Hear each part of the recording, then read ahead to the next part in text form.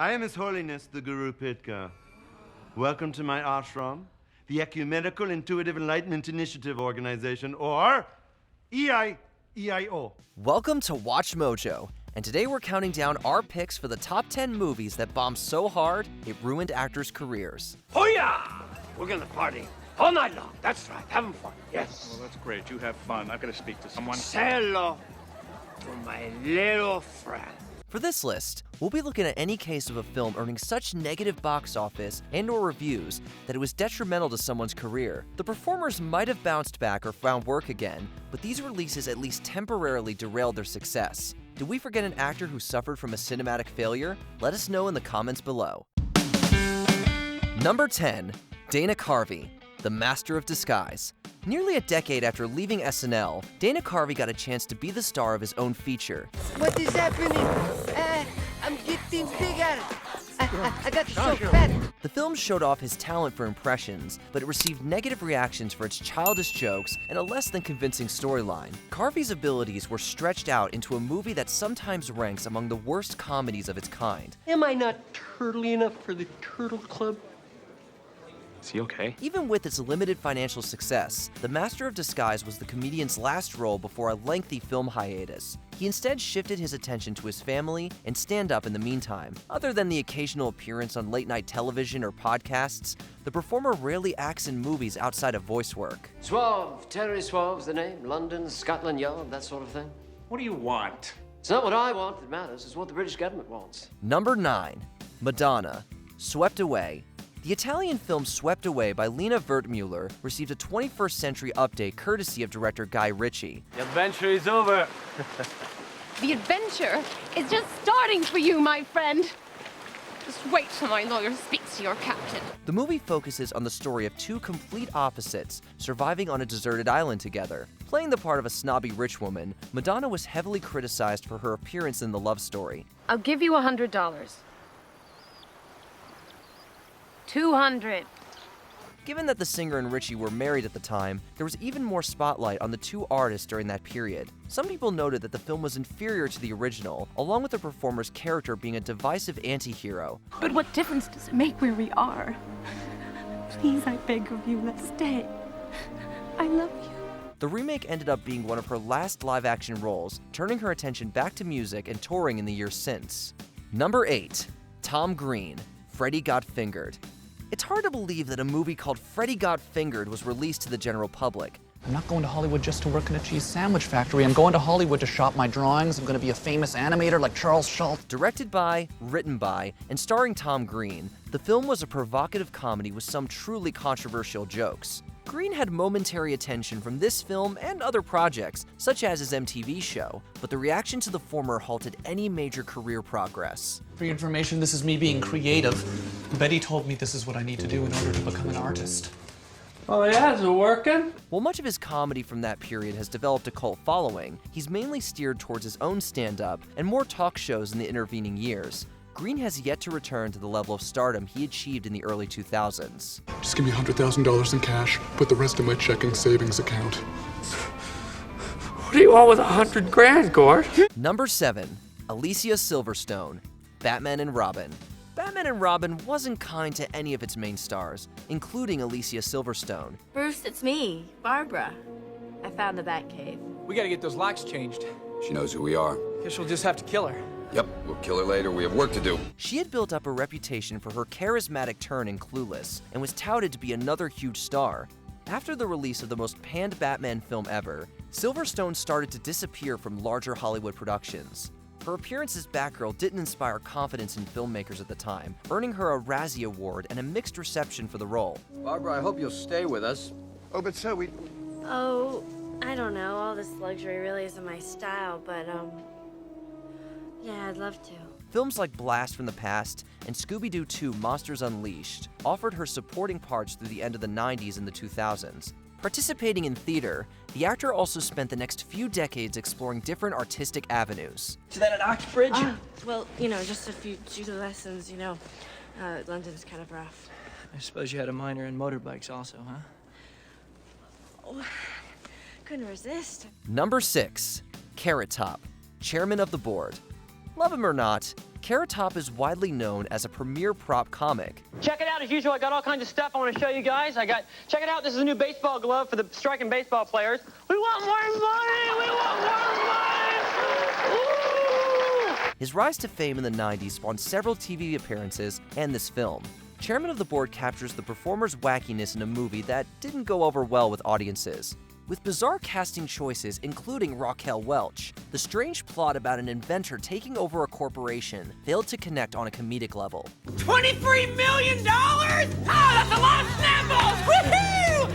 Thank you, sir. I've always loved the law. The movie didn't even crack $1 million at the box office, unable to transplant Carrot Top's success into the film world. Instead of taking a starring role in another project, he focused on his live comedy and developed a show in Las Vegas at the Luxor Hotel. Without further ado, ta-da! The device that's gonna rock the world! Number 5. Gina Davis, Cutthroat Island. It's a map to Cutthroat Island, the buried treasure of a Spanish gold ship.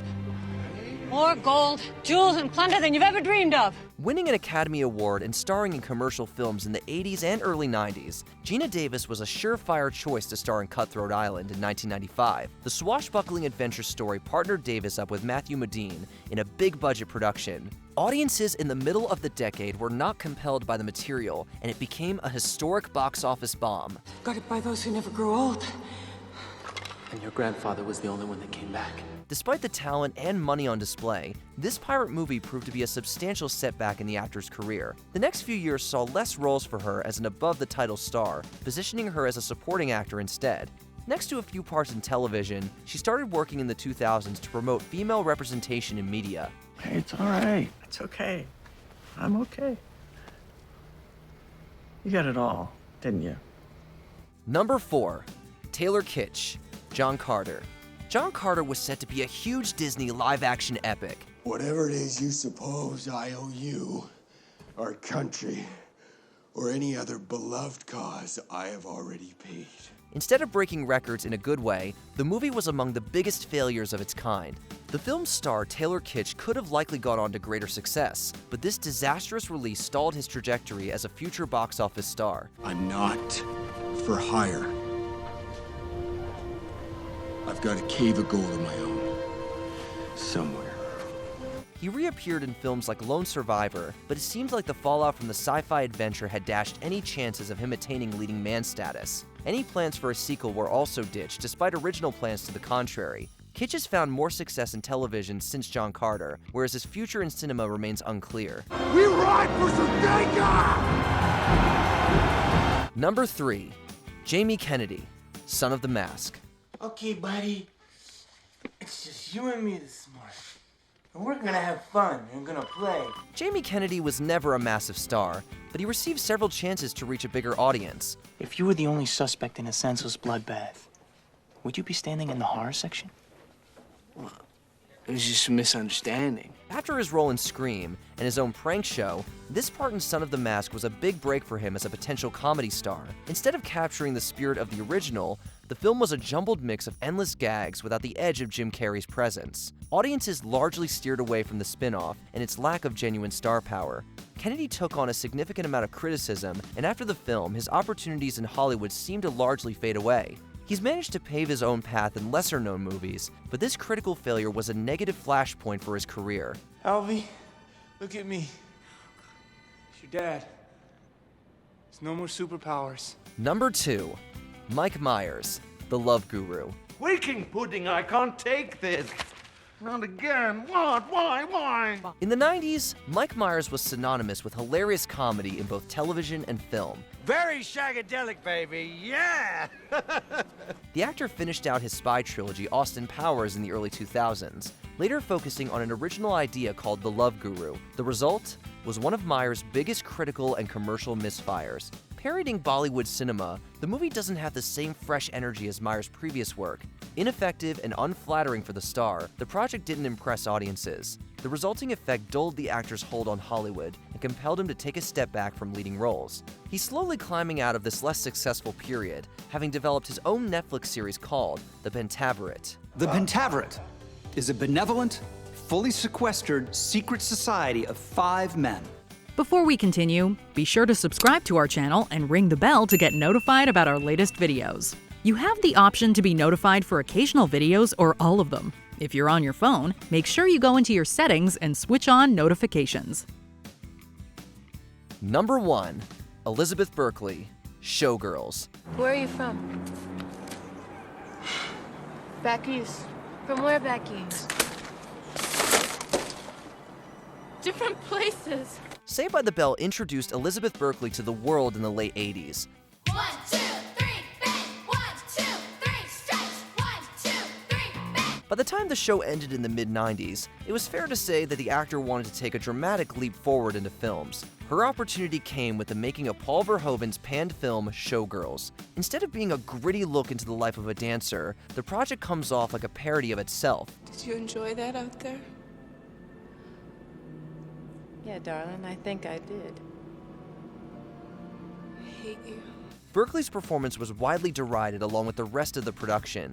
While it wasn't entirely her fault, the film left a stain on her future as a leading woman. Some supporting parts allowed the performer to continue her career, but this was the last recognizable role for her. You think you could do my nails now?